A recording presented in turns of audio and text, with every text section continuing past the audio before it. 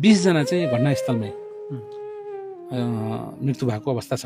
कसैको हात चुडिएको अवस्था छ, कसैको खुट्टा चुडेको अवस्था छ, कसैको भुँडी नै बाहिर निक्लेको अवस्था छ, छतविच्छेद अवस्था छ, कसैको खप्परै छैन, त्यस्तो छ। एकदम विवश तरिकाको छ। 800-900 मिटर तल छ, त्यो पनि छरपष्ट छ, एकै ठाउँमा छैन, गाडी धुँदा जुधा अवस्थामा छ, कोही रुखमा अड्केको छ, कोही चाहिँ जान्छ। तर त्यो ठाउँमा जानलाई पनि जुन गाडी जुन ठाउँमा छ त्यो ठाउँसम्म जानको लागि पनि धेरै जोखिम छ। 3-4 ठाउँबाट रेस्क्यु गर्न सकिन्छ कि भनेर कोसिस गरियो। तलबाट पनि भिड छ, साइडबाट पनि भिड छ। एउटा मात्रै विकल्प डोरी लगाएर गएर लिएर आउनु भन्दा अर्को विकल्प छैन। न यहाँ हेलीको विकल्प छ, न अन्य कुनै छ। डोरी लगाउने, म्यानुअल्ली उठाउने बाहेक अरू कुनै पनि विकल्प नभएको हुनाले यो चाहिँ नि अब ढिलाइ हुने भन्नुको मतलब पनि यो ट्रेनको कारणले गर्दाखेरि ज्यादै नै अप्ठ्यारो ठाउँ भएको हुनाले त्यस कारणले अलिकति ढिलाइ भएको हो। जुन ठाउँबाट दुर्घटना भएको छ त्यो ठाउँबाट उकालो छ, चढाइ छ गाडी चढ्नुलाई। गाडी अगाडि गएर पछि ब्याक भएको अवस्था देखिन्छ। हामीले हेर्दाखेरि गाडी अगाडि गयो, म गएर टर्निङमा चाहिँ गाडी टर्निङ गर्न नसकेपछि गाडी ब्याक भएको अवस्था छ र ब्याक भएर चाहिँ गाडी सिधै त्यो उसमा खसेको छ। त्यहाँबाट लगभग 800-900 मिटर तल खसेको अवस्था चाहिँ छ। पूर्वी रुकुमबाट चाहिँ रिजर्भ भएर आएको गाडी रहेछ। अब उताबाट आउँदाखेरि 15-16 जना नै रिजर्भमा बसेर आउनु भएको रहेछ। बिचमा पनि मान्छे चढेको देखियो। गर्दाखेरि लगभग 21 जना यो गाडीमा अहिलेसम्मको हामीले उद्धार गरेको सङ्ख्या र घाइते भएको सङ्ख्या गर्दाखेरि 21 जनालाई चाहिँ टोटल 21 जना कन्फर्म भएको छ। त्यसमा 1 जना चाहिँ घाइते हुनुहुन्थ्यो, उहाँलाई चाहिँ तुरुन्तै उद्धार गरेर हामीले थबाङमा पहिला प्राथमिक उपचार गरेर पछि रिफर भएर चाहिँ रुकुम पुग्नुभयो। 20 जना चाहिँ घटनास्थलमै मृत्यु भएको अवस्था छ।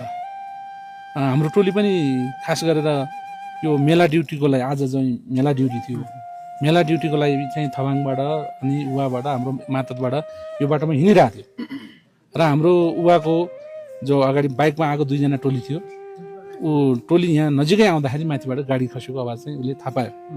थाहा पाइसकेपछि फर्स्ट इन्फर्मेसन चाहिँ हाम्रो प्रहरीले नै गरेको थियो। अनि यो अन्दाजी त्यस्तै 2:40 बजेको समयमा हो हिजोको। यो गाडी खास कता जाँदै रहेछ? यो चाहिँ माथि जलजला क्षेत्र, जलजला क्षेत्रमा आज चाहिँ मेला छ। यो पूर्णिमाको उपलक्ष्यमा त्यहाँ अब विभिन्न धार्मिक मेला छ। त्यही मेलाकोमा जाने क्रममा चाहिँ गइरहेको थियो। अब हिजो अलिकति मौसम पनि खराब थियो, पानी परिरहेको थियो। अब बाटो तपाईँले देखिराख्नु भएको छ, एकदमै कच्ची सडक।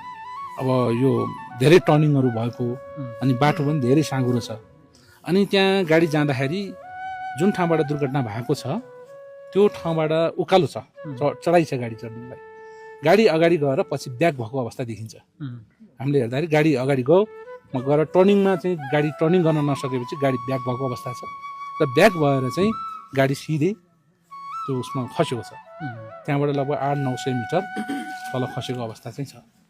यो गाडी खास ब्याक हुनुको पछाडिको कारण यो ओभरलोड हो कि के हो खास? अब यो मेलामा आएको मान्छे त नर्मल्ली 21 जना भनेपछि त सामान्यतया ओभरलोड नै मानिन्छ। अब यसमा मेलामा आउन सायद मान्छे मात्रै छैन, त्यसमा अब सामान पनि हालेको छ। उनीहरूले आफ्नो अन्य चिजहरू पनि हाल्दाखेरि अब क्षमताभन्दा बढी नै छ। एउटा त क्षमताभन्दा बढी नै भइहाल्यो। अर्को मेन कुरा बाटो चाहिँ चिप्लो पनि छ, साँघुरो पनि छ, टर्निङ भएको अनि बाटो चिप्लो भएको कारणले चाहिँ गाडीले पिकअप लिन नसकेको अवस्था हो। दुर्घटना पछि उद्धारमा निकै ढिलाइ भयो। एकदमै अप्ठ्यारो छ यहाँ ठाउँ, यो जहाँबाट गाडी तल झऱ्यो।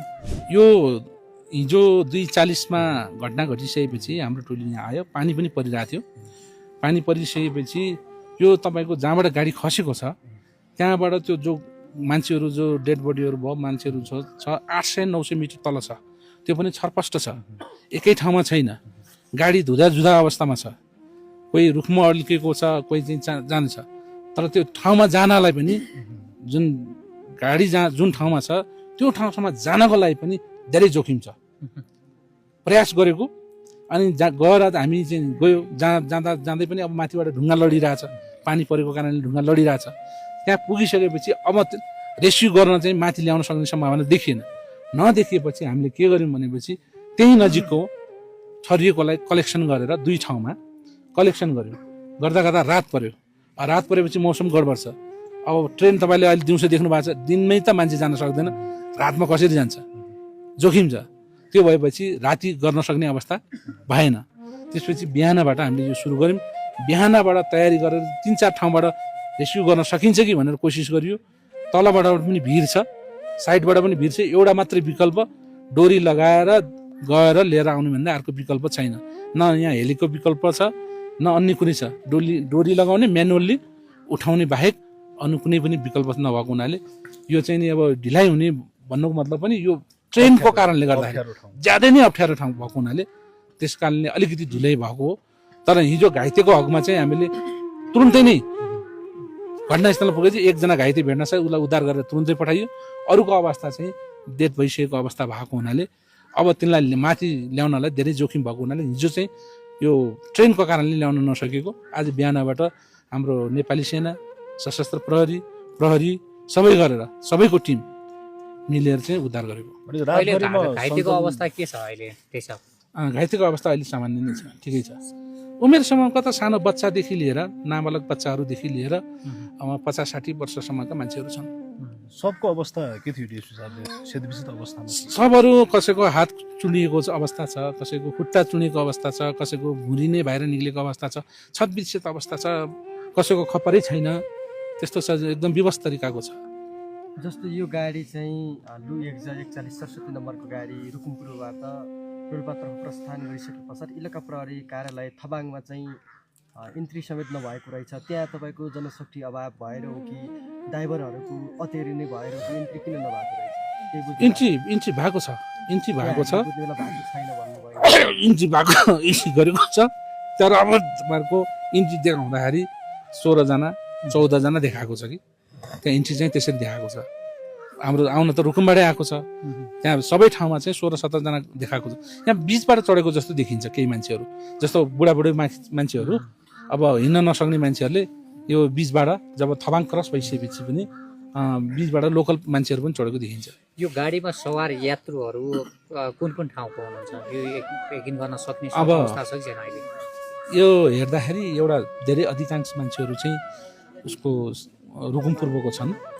मैले एकचोटि हेरिहालेँ, यो पूर्वी रुकुम सिस्ने गाउँपालिका 5 टाकुरा भन्ने ठाउँको मान्छे अधिकांश त्यहाँको मान्छेहरू हुनुहुन्छ र केही मानिसहरू दाङको पनि हुनुहुन्छ। दाङ शान्तिनगरतिरको पनि पर्नु भएको। टाकुराको कतिजना जति हुनुहुन्छ? अब यो मैले भनिहालेँ नि, 20 वटा नाम कलेक्सन भएको छ, सम्भावित नाम। अब यिनको चाहिँ अब उनको आफन्तलाई चिनाएर एकुरेसी बल्ल हुन्छ।